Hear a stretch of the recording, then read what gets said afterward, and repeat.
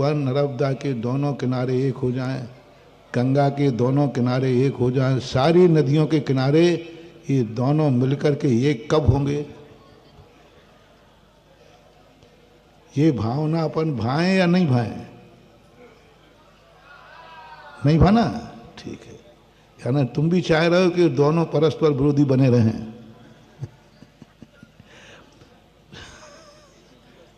देखो मैं तुम्हें मजबूर करूंगा विरोध, नहीं तो करो, हाँ करो, सीधी बात। अपन तो कुछ जानते नहीं, हम तो प्रवचन तो देते ही नहीं, अपन तो मीटिंग करते हैं, मीटिंग में प्रस्ताव रखते हैं और फिर सबसे मानते हैं कि भाई बहुमत से करें कि सर्वसम्मति से करें। अपन तो मीटिंग कर रहे हैं।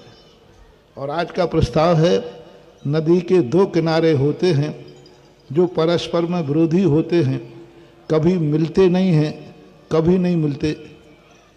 अब इनके संबंध में आप विचार करो कि ये दो किनारे कब मिले थे, कब मिल रहे हैं और कब मिलेंगे। अपन सब भावना भाते हैं, उसका साइड इफेक्ट देख लेना, नदी ही खत्म हो जाएगी, नदी ही खत्म हो जाएगी, नदी ही नहीं बचेगी। नदी जभी तक कायम है, जभी तक पवित्र है, तभी तक बहती हुई है जब तक नदी के दो परस्पर विरोधी किनारे उसको साधे हुए हैं। अभी धर्म नहीं आया, अभी ये अनेकांत है। अनेकांत धर्म कब आएगा?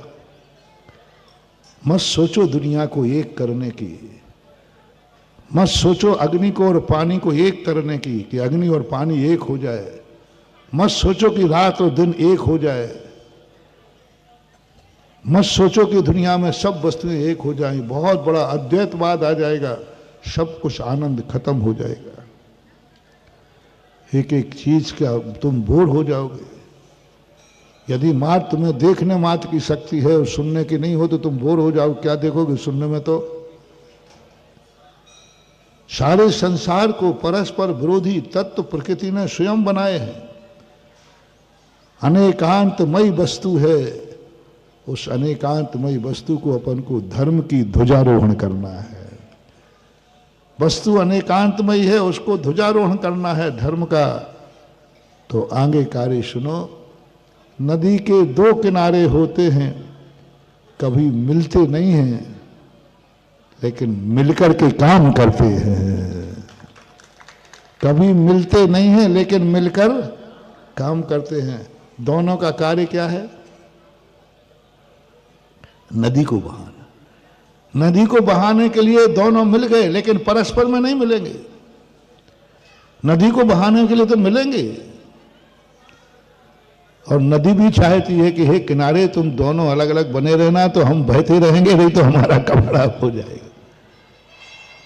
मिलकर काम करना है।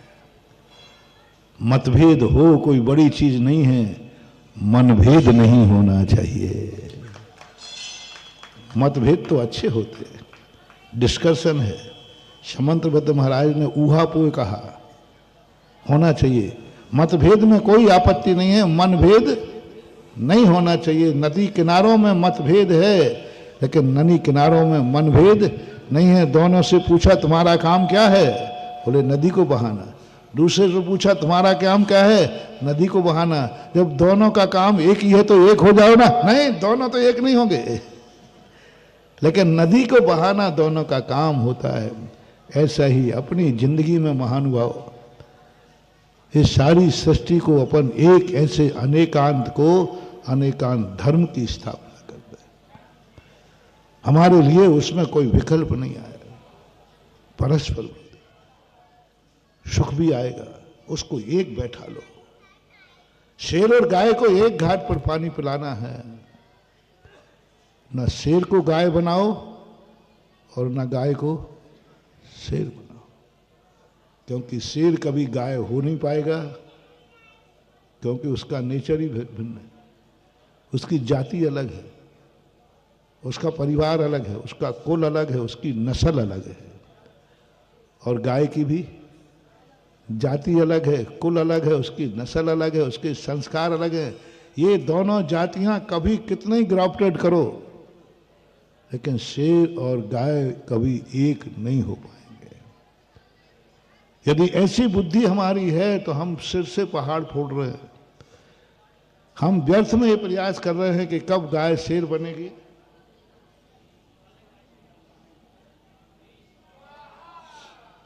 कब शेर गाय बनेगी, ये सब व्यर्थ करता है। प्रयास इस पे करो, चमत्कार दिखाओ साधना का, कि हम गाय को शेर नहीं बनाएंगे, शेर को गाय नहीं बनाएंगे, लेकिन दोनों को एक कटोरे में पानी जरूर पिलाएंगे। ये महावीर का सबसे बड़ा, कितना बड़ा, जब मैंने एक बार उसको कम से कम 2-3 दिन चिंतन किया मैंने इस पर, वेदी के सामने बना था, तो उसको सोच करके मैंने कहा यही क्यों बनाया। 2 गायों को पानी पिला देते, 2 शेरों को पानी पिला देते, नहीं, विपरीत। बहुत बड़ा शिक्षा, बहुत बड़ा मोटिवेशन है महानुभाव। यदि वो चित्र अपनी जिंदगी में आ गया, आनंद ही आनंद है, परमानंद है। इसी को अध्यात्म कहते हैं। जब व्यक्ति चरम अध्यात्म में होता है तो सुख का और दुख को एक कर देता है। एक नहीं करता, सुख और दुख में दोनों में समान बुद्धि रख देता है। सुख में महान आध्यात्मिक चित्र है वो, शुद्ध समय सार है वो, शुद्ध आत्मानुभूति है वो, शुद्ध सामायिक है वो, शुद्ध क्षमता है वो चित्र, जो हमें संकेत दे रहा है। यही तो समय सार में कहा है कि शत्रु और मित्र को मिटाओ मत, शत्रु और मित्र में कोई भेद मत रखो, सुख और दुख में कोई भेद मत करो। सुख में भी वैसे ही पुण्य पाप फल माही हरख भी लिखो मत भाई। अशुभ कर्म का उदय आए तो रोना नहीं, पुण्य कर्म का उदय तो आए तो हंसना नहीं। यदि ये कर लिया, जाओ तुम्हारी जिंदगी में धर्म आ गया, चमत्कार चालू होना है। अतिशय किसे कहते हैं?